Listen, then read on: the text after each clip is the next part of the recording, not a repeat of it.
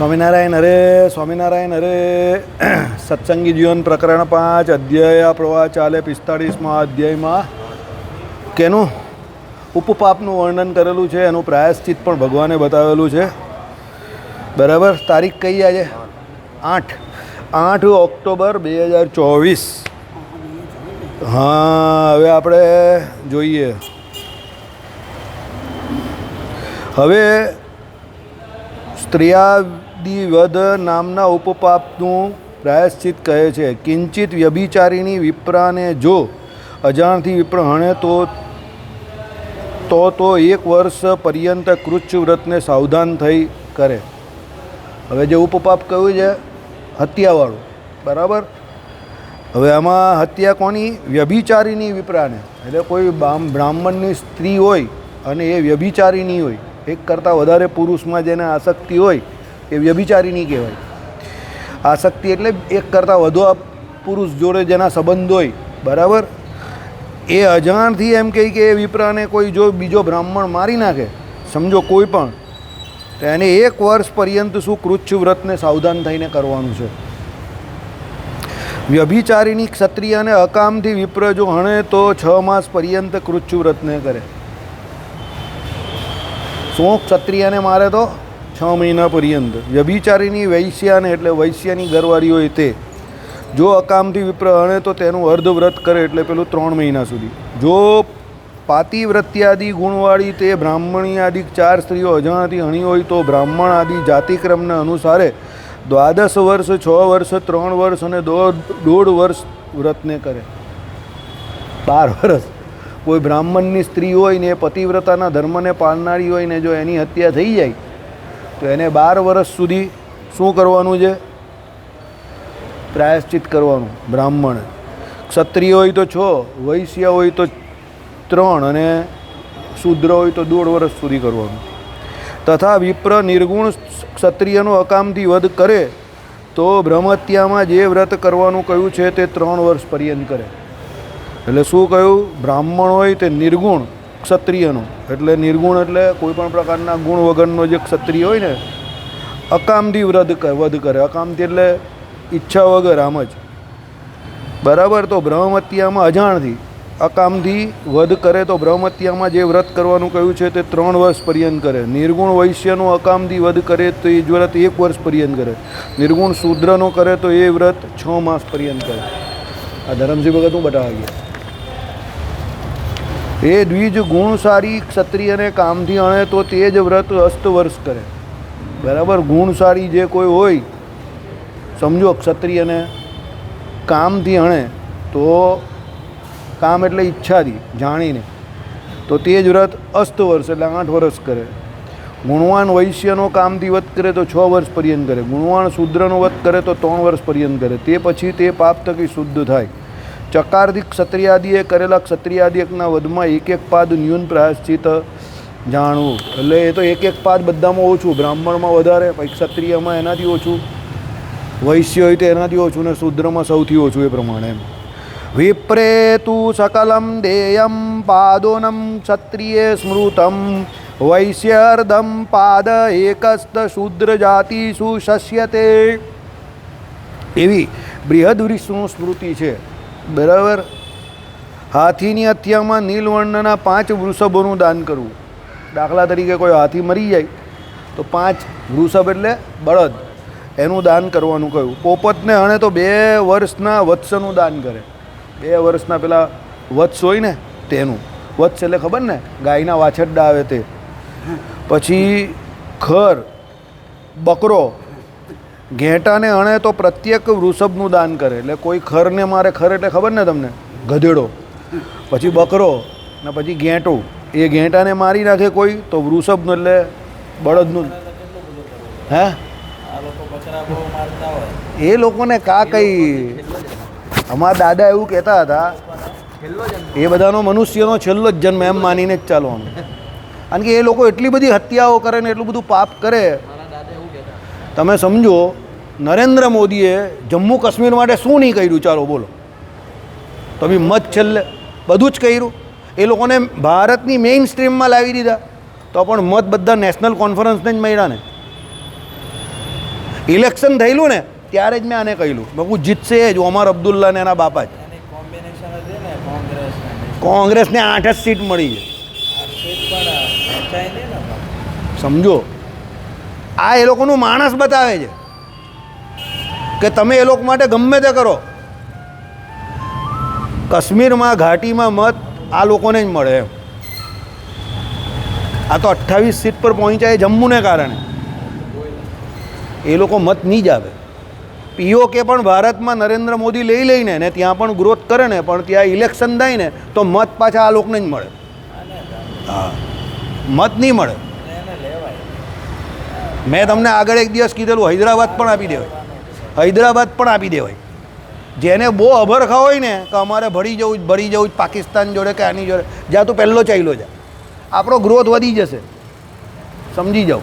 આ બધા અમુક તો સ્ટેટ હાઉ જય સ્વામિનારાયણ બરાબર. એટલે આ અમુક વ્યક્તિ જેવો હોય કે એ લોકો કરેલા કૃતને જાણે જ નહીં. સમજો બરાબર. ચાલો.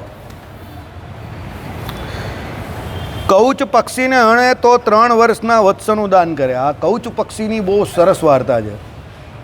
કૌચ પક્ષી અને એની પત્ની એ બંને પ્રેમ આલાપ કરતા હતા અને આપણા રામાયણના પ્રથમ રાઇટર જે આ દુનિયાનું સૌથી પહેલું કાવ્ય કહેવાય રામાયણ જેને રચનાર પહેલું કોણ હતું? વાલ્મીક. એમણે એક કૌચ પક્ષી અને એની પત્નીને પ્રેમ કરતા જોયા અને પછી એક પારધી આવ્યો અને એ બંનેને છૂટા પાડી દીધા.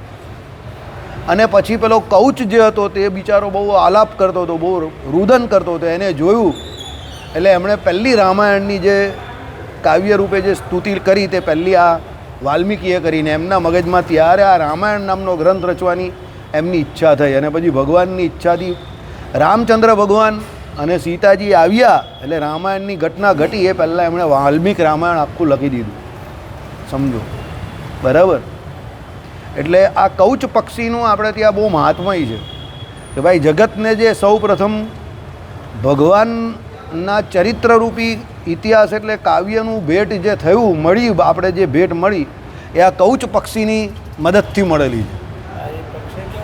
મને પણ નહીં ખબર. આ બધું અત્યારે બધી ઘણી બધી જાતિ પ્રજાતિઓ લુપ્ત થઈ ગઈ ને સાહેબ એટલે આપણે ન ખબર હોય.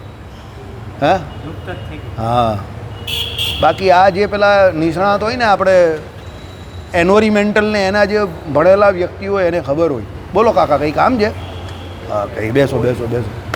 એટલે આખી વાત એની પર આવે છે બરાબર.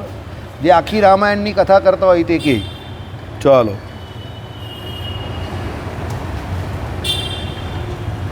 હંસ સિંચાણો વાનર વ્યાઘ્ર શિયાળ આદિક માંસ ભક્ષક મૃગો જળચર કે સ્થળચર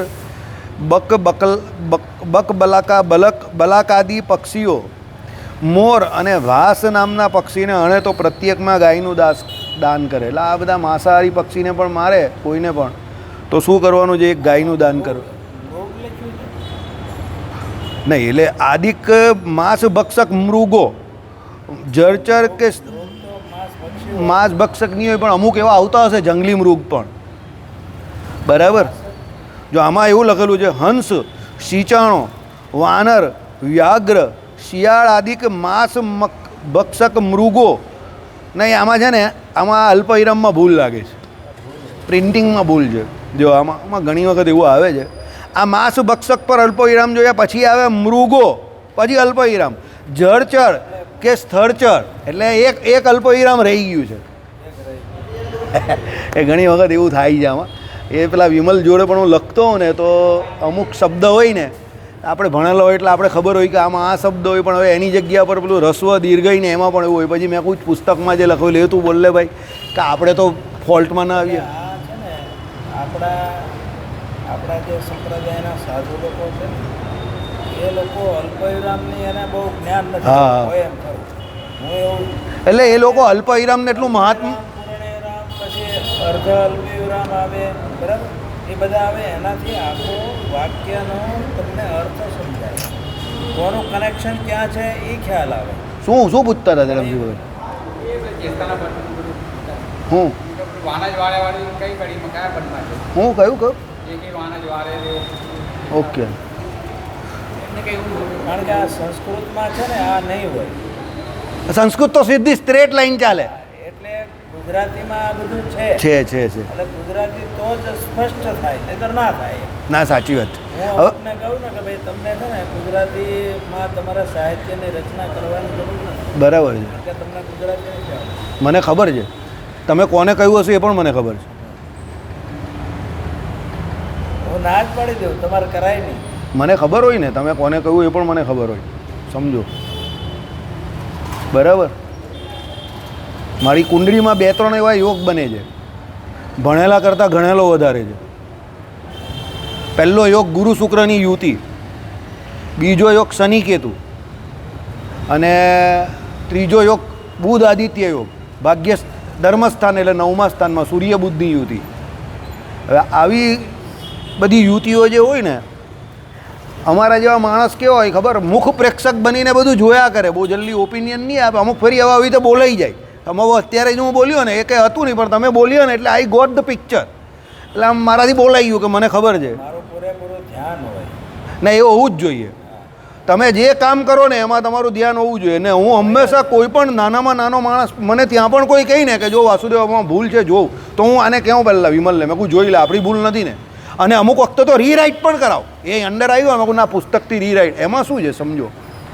જ્યારે તમે કોઈ કામ લઈને બેઠા છો સમજો, અને પબ્લિક જે છે, પબ્લિક એક ભરોસો લઈને આવે છે કે ભાઈ આ લોકો જે લખે તે સત્સંગી જીવનમાંથી બેઠું લખે છે. પબ્લિકને એવો ટ્રસ્ટ છે આપણી ઉપર. તો આપણે જેટલું બને ત્યાં સુધી આપણે એમાં ભૂલની શક્યતાઓ ઘટાડી નાખવી જોઈએ. બને માણસ માત્ર ભૂલને પાત્ર એ અલગ વાત છે, પણ આપણે આપણો પ્રયત્ન પૂરેપૂરો એવો કરવો જોઈએ. બીજી એક વાત છે ને, આપણે ત્યાં હરજીવનદાસ શાસ્ત્રીની પણ હું ખાસ વાત કરું. હરજીવનદાસ શાસ્ત્રીના પુસ્તકોમાં અલ્પવિરામ પૂર્ણવિરામ જેવું કંઈ હોતું નથી. એ સંસ્કૃત ભણેલા હોય, એ ગુજરાતી ભણેલા નથી. ના, એટલે એ લોકો શું ને સંસ્કૃત ભણેલા, દાખલા તરીકે હવે પેલા જે ખરા ને આપણા ભક્તિ સ્વરૂપદાસજી, તો ભક્તિ સ્વરૂપદાસજીના પુસ્તકની અંદર તમને અલ્પવિરામ પૂર્ણવિરામ પૂર્ણ જોવા મળશે. પેલું એમ ગુજરાતી ભણેલા. હા, એ પણ ભણેલા. એને હાઈસ્કૂલ કે હા, સમજી ગયો તમારી વાત. આપણું સ્કૂલિંગ જેવું હોય તે સ્કૂલિંગ નહીં કર્યું હોય, સ્કૂલિંગ નહીં કર્યું હોય. બને સંસ્કૃત પાઠશાળા. હા, બનેલું હોય, બને એવું શક્ય છે. એટલે આમાં છે ને આવું થાય ઘણી વખત કે ગુજરાતી ભાષા હોય કે અંગ્રેજીમાં પણ એવું છે.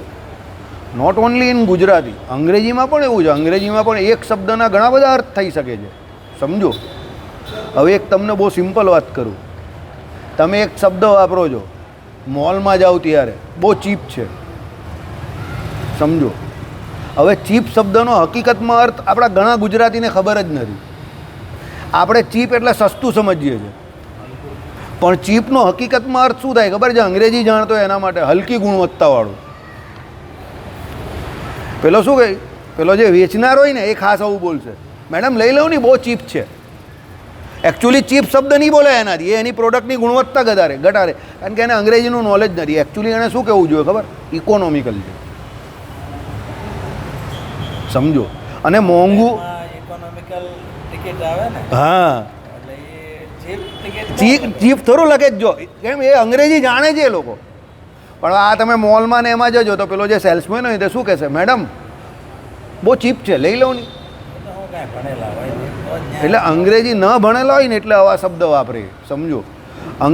કોઈ પણ ભાષા હોય એવું, હું અંગ્રેજીની ખાસ વાત નહીં કરતો. તમે જ્યારે કોઈ ભાષા ઉપર, તમે જ્યારે વક્તા સ્થાન પર બેસો ને ત્યારે તમને શબ્દનું અને ભાષાનું નોલેજ હોવું બહુ જરૂરી છે. પૂર્ણવિરામ, અલ્પવિરામ, ઘણા વાક્ય પછી પેલા ઇન્વર્ટેડ કોમામાં આવે અવતરણ ચિહ્નની અંદર, સમજો. દાખલા તરીકે રામ એવું બોલ્યા કે હવે પછી રાવણના કુળના કે બીજી રાક્ષસ જાતિના કોઈને પણ એકને પણ જીવતો ના છોડીશ. આ દશરથ નંદન રામનું વચન છે. આવું તે પ્રમાણે રામે તે રામાયણના સમયમાં પ્રતિજ્ઞાબદ્ધ વચન કોને આપ્યું? લક્ષ્મણજી અને સુગ્રીવજીની સામે સમસ્ત વાનર સેનાને આપ્યું. હવે તમે જુઓ કે જે અવતરણ ચિહ્નના વાક્ય હતા એ જે રામ બોલ્યા તે અને બીજા વાક્યો બોલ્યા તે એમાં ફરક હોય. કારણ કે અવતરણ ચિહ્નના જે વાક્યો બોલ્યા તે રામ પોતે બોલે છે એ પ્રમાણે તમારે બોલવાના છે. અને બીજા વાક્ય બોલવાના જ તે રામ તમારા માટે ત્રીજો પુરુષ છે અત્યારે એક વચન એ પ્રમાણે બોલવાના છે. તો એ તમને વક્તવ્યનું ખ્યાલ આવવો જોઈએ. આપણે ત્યાં એવું કંઈ ખાસ જય સ્વામિનારાયણ બધું ચાલ્યા કરે છે, ચાલવા દેવું. ચલો આપણે ક્યાં હતા? એટલે માંસ ભક્ષક જે આ વ્યાઘ્ર શિયાળ આદિ કોઈ તે, પછી મૃગો, પછી જળચર. જળચર એટલે પાણીમાં રહેનારા આ બધા જે માછલી હોય, મગર હોય, આ બધા જળચર કહેવાય. કે સ્થળચર. સ્થળચર એટલે આ બલકાદી પક્ષીઓ. હવે આ બલકાદી એટલે એ કયા પક્ષીઓ કયા તે મને પણ નહીં ખબર હે ભાઈ, કારણ કે પક્ષીઓ વિશે મારું નોલેજ બહુ લિમિટેડ છે. બરાબર. મોરને જાણીએ આપણે. પછી આ ભાસ નામના પક્ષીને હણે. આ ભાસ નામનું પક્ષી કયું મને નહીં ખબર. તમને ખબર છે સાહેબ? નહીં ખબર મને. પક્ષીને હણે તો પ્રત્યેકમાં ગાયનું દાન કરે. માંસને નહીં ભક્ષણ કરનારા. જો હવે સાહેબ તમારો આવ્યું, હરિણાદિ મૃગો અને ખંજન પક્ષી આદિકને હણે તો વાછડીનું દાન કરે. એટલે માંસને નહીં ભક્ષણ કરનારા પણ આમાં હરણાદિ મૃગો આવે છે. એટલે પેલામાં માંસ ભક્ષી જે મૃગ કયા તે પણ કદાચ હોઈ શકે. મે બી પોસિબિલિટી હોય પણ ને ન પણ હોય, આપણે નહીં ખબર. એટલે એને આમ જ છોડી દેવાના. આમાં શું છે, દુનિયામાં એવી ઘણી બધી વસ્તુઓ છે, દુનિયા બહુ મોટી છે અને એમાં એવી ઘણી બધી ઘટનાઓ ઘટે છે, ઘણા બધા એવા વિષયો છે જે આપણા જીવનમાં, આપણા નાના જીવનમાં એ અનટચ રહી ગયા હોય. કાં ટચ હોય તો આપણે એનું એટલું જ્ઞાન નહીં હોય તો એને જવા દેવાના. બધામાં આપણે ચાલો ખંજન પક્ષી આદિકને હણે તો વાછડીનું દાન કરવાનું. એટલે વાછરદી એટલે કોણ ખબર? ગાયનું બચ્ચું એને વાછડી કહે. ભાઈ બેહી જાય ની શાંતિથી, શું કામ ઊભો રહી જાય? મહેનત ખોટી કરે યાર. અમારા અનિલભાઈ કે એ પ્રમાણે જે કામ ઉતા થાય એ કામ બેઠા બેઠા નહીં કરવાનું. જે કામ બેઠા બેઠા થાય એ કામ ઊભા નહીં કરવાનું. અને જે કામ વાત કરતાં થાય એ કામ તો ઊભા પણ નહીં થાય.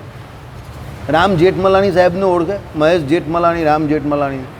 એ લોકો એટલા બધા બિઝી લે કે નાના જે 25-50 હજારવાળા કેસ હોય ને તે લોકો પાર્કિંગમાં અને લિફ્ટની અંદર સોલ્વ કરે. એ લોકો પાર્કિંગ અને લિફ્ટનો પણ ટાઈમ આપે.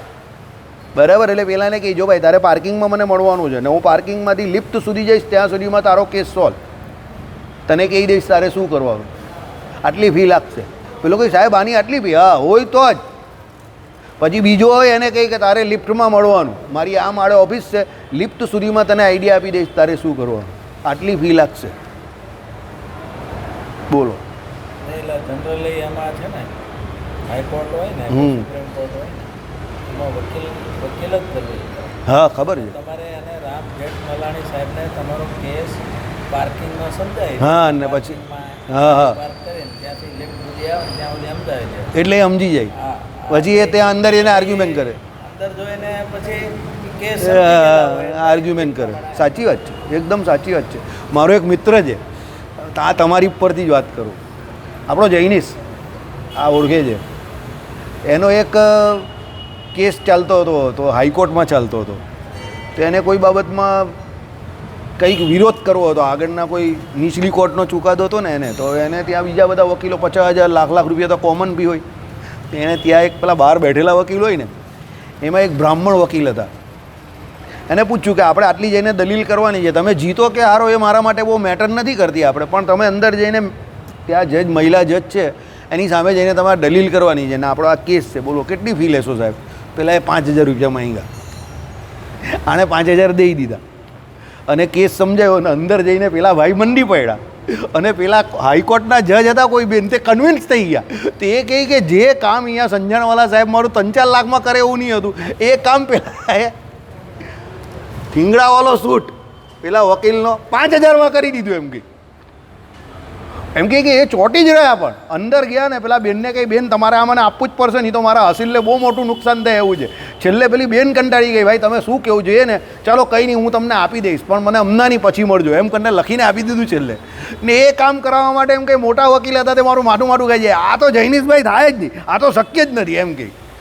તો મને એવી લાઈટ ઝપકી કે જો આ મોટો નહીં કરતો નાના પાસે જાઉં, તો નાનાએ 5,000માં કામ કરી નાખ્યું. આ સાહેબે કહ્યું એવું જ સેમ. એ કે સમજી ગયા અને અંદર જઈને દલીલ ઠોકી નાખી, 5,000માં કામ થઈ ગયું. સમજો. હવે બિચારા સાહેબ જે અંદર દલીલ કરવા ગયા હશે એનો સૂર્ય નબળો હશે, એટલે એને એટલા એના પૈસા નહીં મળે. ટેલેન્ટ હોય. જો સૂર્ય ઊંચનો હોય તો એ વ્યક્તિ હાઈકોર્ટનો કે સુપ્રીમ કોર્ટનો બહુ મોટો વકીલ બની ગયો હોય.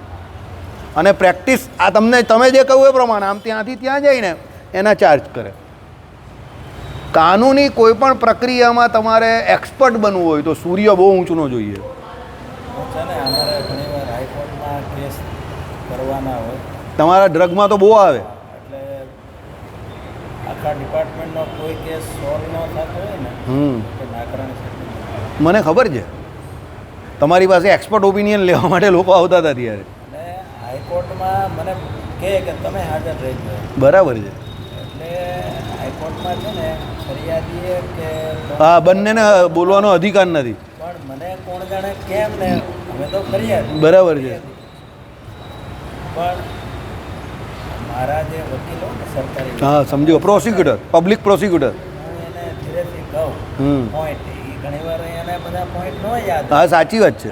બહુ સાચી વાત છે. ધીરેથી કહું ને તો મેં ત્યાં તો પિન ડ્રોપ સાયલન્સ. બરાબર છે. તો મેજિસ્ટ્રેટ સાંભળી લે હું જે કહેતો નહીં, યુ સ્પીક. હા, ના, બોલે એમ કહો. 100% સાચી વાત છે. You say what you want to say, you tell direct.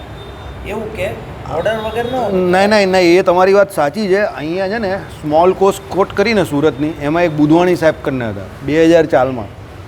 ત્યાં પબ્લિક પ્રોસિક્યુટરમાં અહીંયા ભરતભાઈ દલાલ હતા.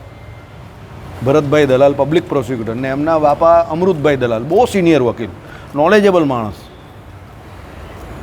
એ મારા એક કેસમાં દલીલ કરવાના હતા.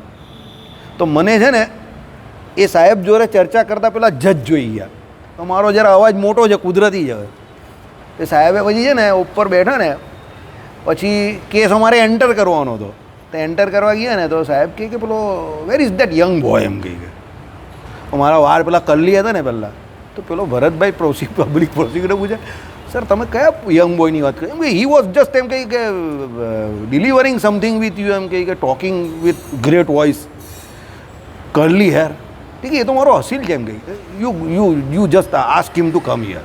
મારે એને મળવું છે, ચેમ્બરમાં મળવું છે. બિફોર એમ કહી કે ગોઈંગ ફોર એમ કહી કે કેસ ઓર એની પિટિશન, એમ કહી કે he should just meet me, એમ કહી I want to meet him. Budhwani saheb. મને થયું કે આ કંઈ આપણે લેવાનો લાગે છે, આ કે હું જોરમાં બોલ્યો હતો કંઈ, ત્યારે તો પેલું હું કોર્ટનો કંઈ અનાદર બનાવ્યો ખખડાવશે મને અંદર જવા. એટલે કોર્ટની કાર્યવાહી પૂરી થઈ ને એટલે એના ચેમ્બરમાં મને બોલાવ્યો એણે. મને કંઈ કમ યાર, એમ કહી. પછી હું ઊભો રહ્યો આમ કરીને. હું ત્યારે બહુ નાનો, હું મારી ઉંમર 22-23 વર્ષની હશે, તો આમ ઊભો રહી ગયો આમ કરીને. અરે એમ કહે કે ગભરાવાની કોઈ જરૂર નથી, યુ મે સીટ યાર, એમ કહે કે you can have a seat. હા, એમ કહે કે પછી હું બેઠો. પછી પેલા સાહેબ પણ આવેલા. સાહેબ કહે કે બોલો નહીં સાહેબ.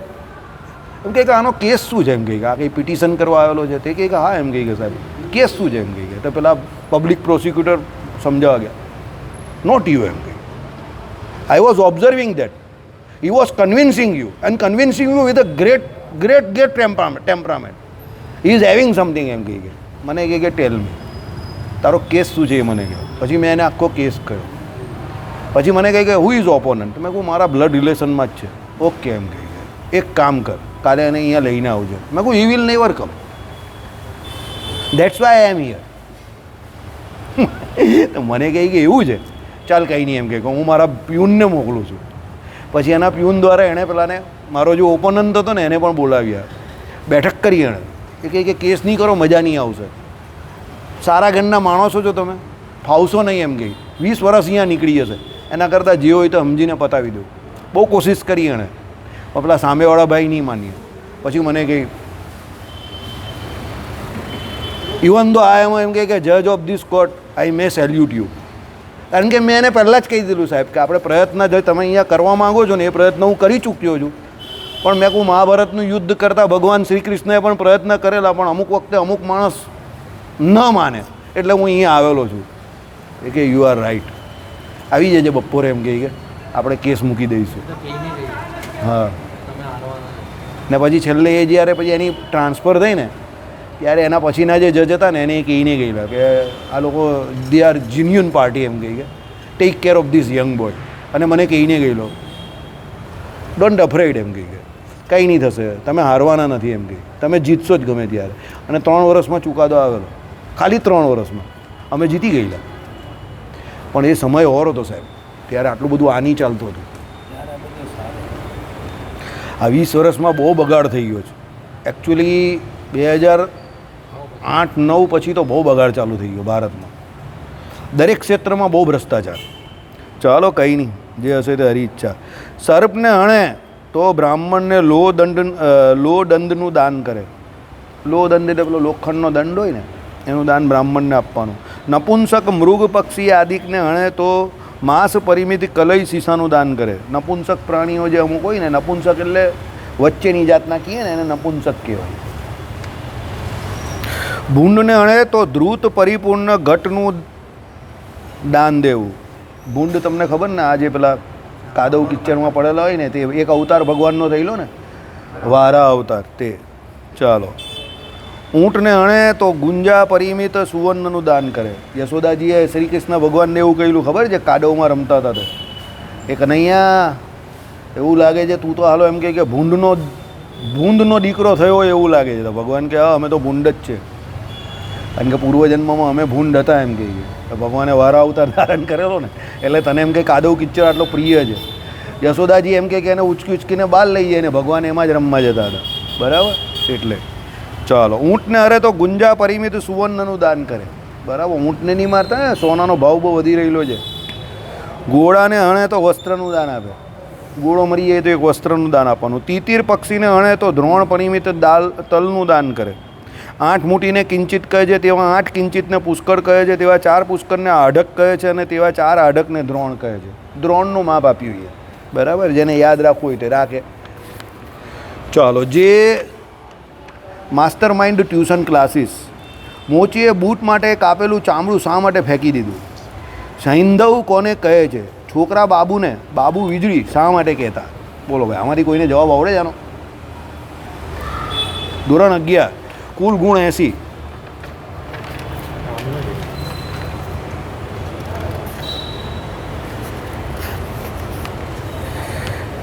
જન તો ગજાદી વધમાં પ્રાયશ્ચિતપણે કહેલું દાન દેવા અશક્ત હોય તો તે તો એક એક વધની વિશુદ્ધિ માટે એક એક કૃચ્છને કરે.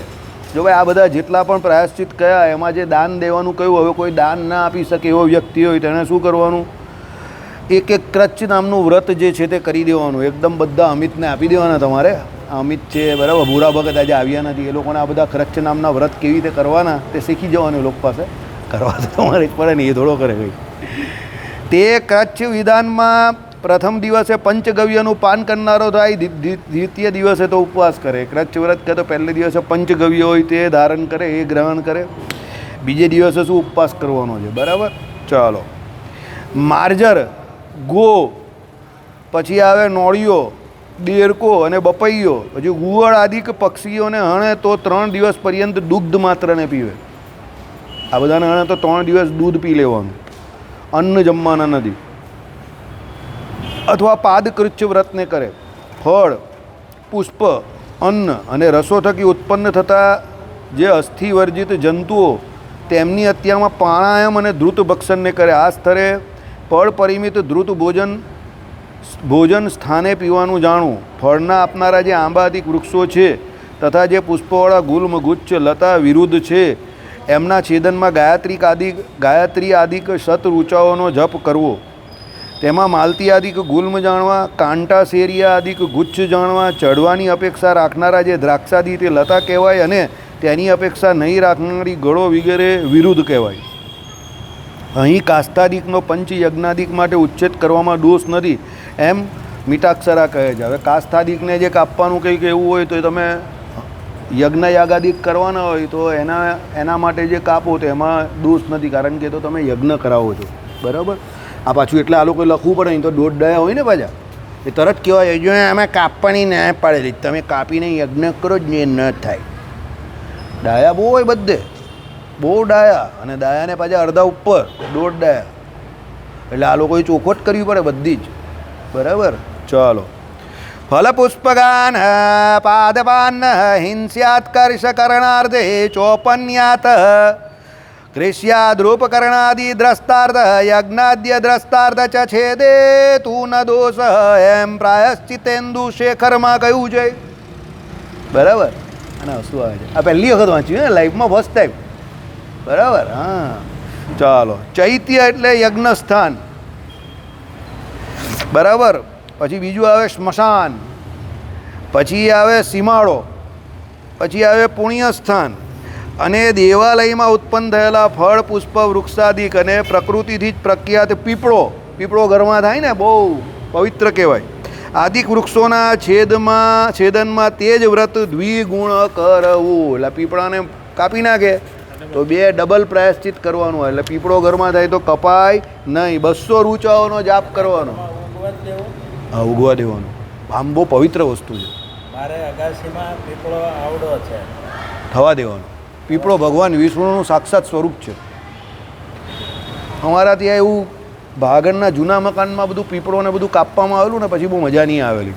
આ તમને અમારો પ્રત્યક્ષ અનુભવ કહ્યો. અમે તો બહુ નાના હતા, અમે નહીં કાપેલો. અમારી બાજુવાળાના ઘરમાં આ કાંતિભાઈ ખરા ને, આ કાંતિભાઈ પેલા આવે છે ને, એમના એમની એટલે એ તો નહીં હતા ત્યારે, એ મકાન એમને નહીં લીધેલું, પણ એમની પહેલાંનો જે મકાન માલિક હતો ને તે અને અમારા બંનેની બોર્ડર પર એક પીપળો થતો હતો વચ્ચે. આમ એ ભાઈએ પેલાને કાપવાવાળાને બોલાવીને કપાવી નાખેલો.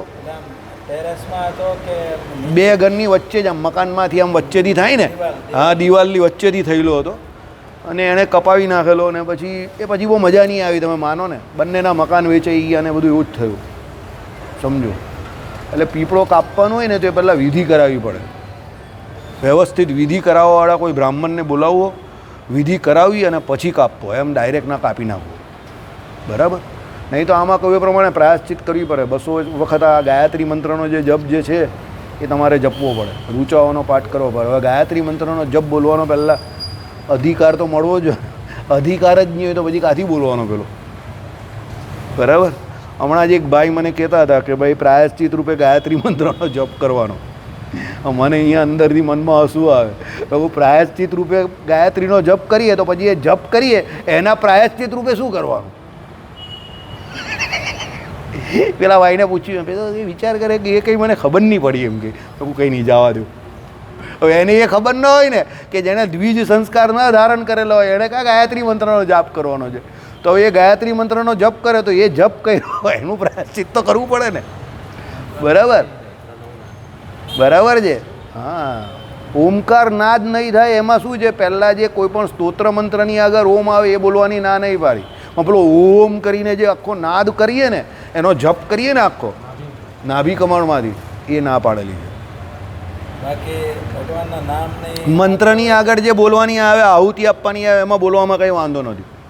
ત્રિજાતિ ને એટલે આ કોણ આપણે દ્વિજો ને એમ, બરાબર? એટલે એને મંત્ર જે પેલો જે આખો નાદ કરીને એકલો મંત્રનો જપ જે કરે ને, એકલો શબ્દ સમજજો. કારણ કે પેલો જે તમે જે મંત્રની આગળ જે એ બોલો છો ને એ તો પેલું એ છે, આપણે શું કહીએ, સર્વનામ જેવું કહીએ ને આપણે, નામની આગળ માનનીય શબ્દ જે કહીએ એ છે. હા, એનો જપ નહીં કરવાનો. એના જપનો અધિકાર ફક્ત ને ફક્ત કોને છે? દ્વિજ જે બનેલા છે એને જ છે, સમજો. પણ સામાન્ય રીતે શું છે આમાં, શું મુખ્ય પક્ષ અને ગૌણ પક્ષ બે આવે. આ એક ભાગવતજીના વક્તાએ જ કહ્યું હતું ને મેં સાંભળ્યું. પણ એ લોકો શું કહે છે કે સામાન્ય રીતે એવું છે કે જે મંત્ર હોય એના ઉચ્ચારણ અને જે ઓમકાર પણ જે કરવાનું છે એના ઉચ્ચારણની જે વાત આવે છે તે આ બધું જે બ્રાહ્મણ ભણેલા હોય કર્મકાંડ એ વ્યવસ્થિત કરી શકે. એટલે જ્યાં સુધી બને ત્યાં સુધી ભણેલા બ્રાહ્મણ એ કરે ત્યાં સુધી વધારે સારું એમ. હવે સમજી ગયા? દાખલા તરીકે ભગવાને એક આજ્ઞા કરેલી છે, અમારા આશ્રિત જે દ્વિજ છે એણે આ સત્શાસ્ત્ર શું કરવાનું છે? ભણવા ભણાવવા બેઉ કહ્યું છે, સમજજો. ભણવા ભણાવવા બેઉ કહ્યું છે. એટલે કોઈ બ્રાહ્મણ, ક્ષત્રિય કે વૈશ્ય, દાખલા પટેલનો દીકરો તમારો શાસ્ત્રી કે વેદાંતાચાર્ય કે કંઈ બન્યો તો એ ભણાવી પણ શકે છે, એને ભણાવવાનો અધિકાર છે. પણ આપણે ત્યાં સામાન્ય રીતે જનરલી ભણાવવાવાળા કોણ હોય? બ્રાહ્મણ હોય, બુદ્ધિ હોય. કથાકારમાં પણ વ્યાસપીઠ પર બેઠેલા હોય તો સામાન્ય રીતે કોણ હોય? બ્રાહ્મણ હોય. આ પછી આપણા સાધુ બની ગયા હોય પછી તો વાત અલગ છે, કારણ કે એ પેલી મહાદીક્ષા ગ્રહણ કરે એટલે એને અધિકાર મળી જાય છે. એટલે અમુક વખતે શું હોય, મુખ્ય પક્ષ હોય અને ગૌણ પક્ષ હોય. પછી ઘણી વખત શું હોય કે હવે કોઈ ન હોય તો પછી એ જે હોય તે બધું બરાબર છે, શાસ્ત્રોમાં લખેલું છે. તો બ્રાહ્મણ ન હોય તો ક્ષત્રિય કે વૈશ્ય એ પરંપરાગત રીતે આગળ તો ચલવે છે ને, તેને ચલાવવા દેવાનું એમ.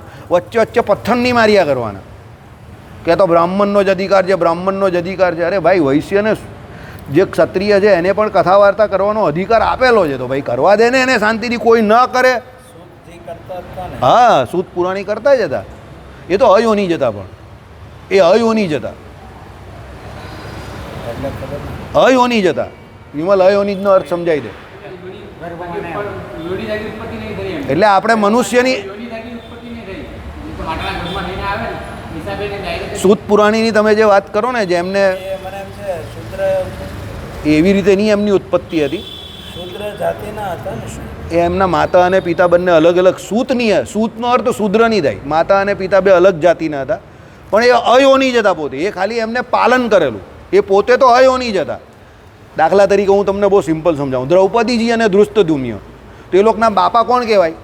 દ્રુપદ અને એના પત્ની. પણ એ હતા કોણ? એટલે અયોની જ હતા ને, સમજ્યો? હિસાબે હતા દ્રોણાચાર્ય દ્રોણાચાર્ય, કૃપાચાર્ય, કૃપી, આ બધા અયોની જ હતા. પછી આ તમે યજ્ઞમાંથી એટલે એમની ઉત્પત્તિ કેવું થઈ કે પેલા ભરતભાઈ ઋષિનું બીજસ ખરીદ્યું ને તે ગળામાં લઈ ગળામાં લીધેલું ને એમાંથી લઈ ગળામાંથી એક ડ્રોન કે ને ડ્રોન ડ્રોનમાં લઈ લીધું. એ દ્રોણ એટલે ગળો જ કહેવાય. હવે ચાલી હવે એમાંથી બધી એમની ઉત્પત્તિ થયેલી તે દ્રોણાચાર્ય કહેવાય. એટલે દ્રોણાચાર્ય થયેલા. એટલે એ માતાના ગર્ભમાંથી નહીં આવેલા. એમાં સૂત પુરાણી પણ તમે જે કહો ને, જે બલરામજીએ જેમને હત્યાનો દોષ લાગેલો, હવે જો સમજો, એ હકીકતમાં સૂત હોય, મારી વાત સાંભળો, તો એમની હત્યા કરી બલરામજીએ, તો પછી એમને પ્રાયશ્ચિત કરવાનું કહ્યું. અને પ્રાયશ્ચિત કહ્યું, તીર્થાટન કરવાનું કહ્યું. અને બ્રહ્મ હત્યાનું પાપ લાગે એ પ્રમાણે એને પ્રાયશ્ચિત કરવાનું કહ્યું. પેલા લોકો જે બેઠેલા ને બીજા ઋષિ મુનિઓ, એમણે કેમ? એટલે એમાં આ જે દશમ સ્કંદ છે ને, હા હા, તમે જે દસમ સ્કંદમાં ચરિત્ર છે, એમાં ચરિત્ર, હા હા હા, એટલે એમાં બળદેવજી શું કહે કે આ તો શુદ્ધ હા તે એમણે એટલે જ, હા ને એનાથી અને હું આવું તો ઊભો નથી થતો. હા, આમ અને ખાલી તણખલો લઈને માર્યું, એમાં મારી નાખ્યા. હા, એટલે પછી સભાએ હું ઋષિ મુનિઓ કીધું કે ભાઈ તમને આમાં બ્રહ્મત્યા હા, બ્રહ્મત્યા. એ ક્યાં બ્રાહ્મણ હતો? હા, બસ બસ, મને બ્રહ્મત્યા લાગી. હા. તો કે નહીં, એ વ્યાસાસન ઉપર બેઠેલો છે અને ભગવાનની કથા કરે છે એટલે બ્રહ્મત્યા લાગે. નહીં એટલે એનો એ જે તમે વાંચ્યું એ પણ બરાબર છે, પણ એને બ્રહ્મત્યા લાગી એનું ઓરિજિનલ કારણ આ છે. એક ભાગવતજીના વક્તા પાસેથી મેં સાંભળ્યું ને, એ શું કહી છે, તો દશમ સ્કંદમાં તમે વાંચ્યું વાત સાચી છે, પણ એનો ગલિતાર્થ શું છે તે સમજો. અમુક વખતે છે ને શાસ્ત્રોમાં જોઈએ ને ગુઢાર્થમાં કહ્યું હોય, એ અયોની જ હતા ને, સમજો. જેટલા લોકો અયોની જોઈ ને એ બધા બ્રાહ્મણ જ કહેવાય. કારણ કે એ ડાયરેક્ટ પિતામાં એટલે બ્રહ્માજી ખરા ને એની સંતાન કહેવાય. એટલે બ્રહ્મત્યા, એ વક્તા સ્થાન પર બેઠેલા એટલે એ બ્રાહ્મણ છે એવું નહીં, પણ એ અયોની જ હતા ને એટલે સૂત જે હતા તે તો એના માતા પિતાને લઈને એમને સૂત પુરાણી કહ્યા, પણ એ હતા અયોની જ. આપણે ત્યાં છે ને શાસ્ત્રો બહુ ગૂઢ રહસ્યવાળા છે, એને સમજવા પડે ને તો બહુ ગરબડવાળું થઈ જાય. અને એમને બ્રહ્મત્યાનો દોષ લાગ્યો અને પછી એ તીર્થાટન કરવા ગયા અને ત્યાં એમણે એ દોષનું નિવારણ કર્યું. એટલે એ મહાભારતના યુદ્ધથી પણ દૂર એટલે જ થઈ ગયેલા. અને આ બધી હકીકતમાં ચાલબાજી કોની હતી ખબર જ તમને કહી રહ્યો, ના ના ભાઈ, એને દૂર રાખવા હતા. આ ગોપાલભાઈને ઘણી જગ્યા પર એવું લાગે કે આમાં પેલાનું કામ નથી, ધર્મરાજ યુધિષ્ઠિરનું, એટલે એમાં બાપા એને કહી દે કે પેલા મોટાને તું આગો પાછો કરી નાખતો, તારું કામ છે, એટલે આ મને બહાર મોકલી દઈ શાંતિથી, ને હું પણ ચાલ્યો જ જાઉં, કારણ કે પછી એમાં મારું કંઈ કામ નહીં હોય, સમજો. એટલે ઘણી વખત એવું હોય કે તમારું જ્યાં કામ નહીં બનતું હોય ત્યાંથી ફૂટબોલ થઈ જવાનું, કારણ કે બીજો જે કરતો હોય એ કામ એ બરાબર જ કરતો હોય, એ આ કામ કરવા જાય તો એ બરાબર જ કરે. એ ગમે એ ભાવ ચાલતો હોય, પણ એ જે ભાવે બટાકા લાવે, એ જે ભાવે શાકભાજી લાવે ને, એ અમે લોકો નહીં લાવી શકીએ. અમને જોઈને જ પેલાને વધારે ભાવ લાગે, અને આ જઈને ખાલી આમ પેલો 2 વાર ખજવાડે ને, હા ભરી દેવું નહીં તમે, આને જોઈને જ પ્રેમ ઉભરાઈ જાય બધાને. આ દુનિયામાં કેટલા માણસનો છોકરો છે ને કેટલી માનો છોકરો તે એને પણ નહીં ખબર. આ જેટલી શાકભાજીમાં માસી હોય ને બધી એની માં, બધી એની માસી, બધી એને દીકરો જ કહે. અમો દીકરો છે, પૂછે તેમ કે અમેરિકાથી આવેલો છે, એટલે અમે અમેરિકાથી આવેલો છે, આ લંડનથી આવેલો છે. એ જાય એટલે બધાનો ભાવ ઘટી જાય, બોલો. ને આપણે જે એટલે બધાનો ભાવ વધી જાય કુદરતી. આ લોકોની માર્કેટમાં જે ભાવે નહીં મળે ને એ ભાવે આને આપી દે લોકો. હકીકત મેં બહુ વાર જોયું, આની પાસે મંગાવું તો મોંઘું આવે, આ એનાથી સસ્તું લાવે, મેઇન બજારમાંથી પાછો લાવે, આ માર્કેટથી લાવે તો બી આ સસ્તું લાવે, આ કે હું તો આટલામાં લાવ્યો, એને જોઈને જ આપી દે પેલા લોકો. મેં કોઈ ખબર નહીં હવે એને શું જેવું છે. ચાલો, શ્રીપતિમ શ્રીધરમ સર્વ